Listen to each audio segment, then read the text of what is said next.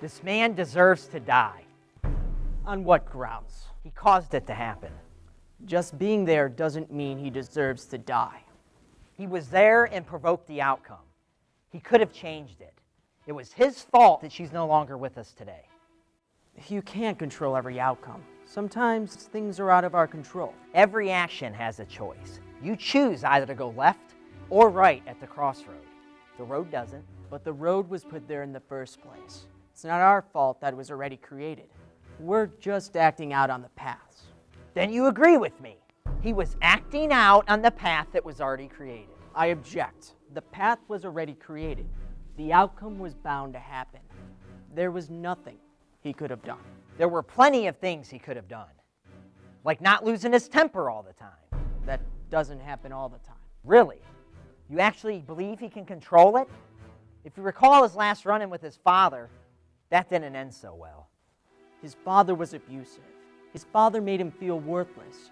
He needed to stand up for himself. You call throwing the Thanksgiving turkey at the wall and telling his dad to eat shit and die standing up for himself? With that many years of abuse, it was bound to come out. He's usually cool in most situations. Well, clearly we can see that he's a weak piece of garbage. You mean his father? No, him. The man is clearly subhuman. He's unattractive and stupid. No woman in their right mind would ever want to date him, let alone marry him. But what about Laura? She found him extremely attractive. Laura thought he was a 7 out of 10. They only dated a couple years, in which she ended up cheating on me, him. It was Laura. She cheated on me. It was her. But I could have stopped it. If only I made her happier in our relationship. No, it was Laura. She had some screwed up delusion of what a relationship should be. So high of expectations, I could have never met. But I could have met them.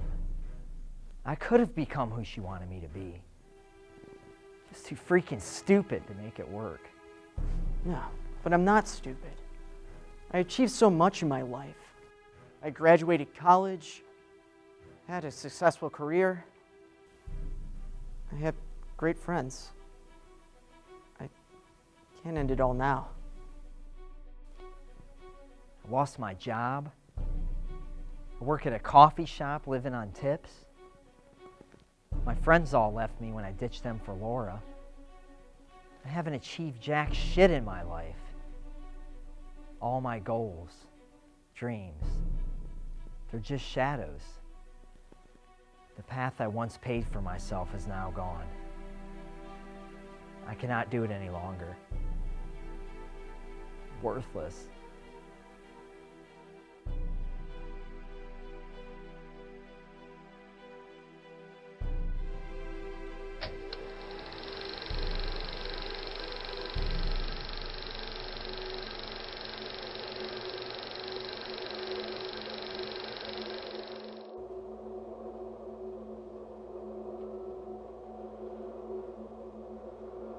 Just end it already.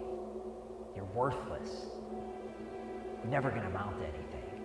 Never. No other girl ever had an interest in you, and no one ever will. Just end it. Kill yourself. You're worthless. You're pathetic. You never will amount to anything. No one can take you. Growing up, nobody liked you.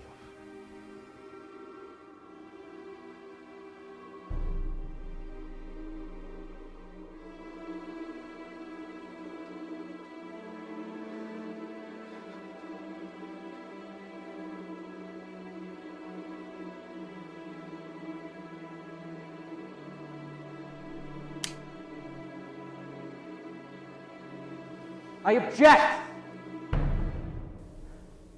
Remember back in college I learned about those Asian sand paintings? Tibetan monks would take weeks, sometimes months, to painstakingly lay out the numerous colors of sand to create a tightly woven geometric work of art. And then, with one quick wipe, the sand is swept away. Why go through all that and not save it? Because it reminds us that life isn't permanent. We all create these works of art made up of memories, thoughts, feelings, and the older we become, the more complex they are. Although life has already created the canvas, we need to recognize that we are the ones placing the sand. We choose the colors. We choose how to react. And not always done, we can sweep the sand away. Not to forget, but to heal and change. To change oneself for the better. And it begins with just one action.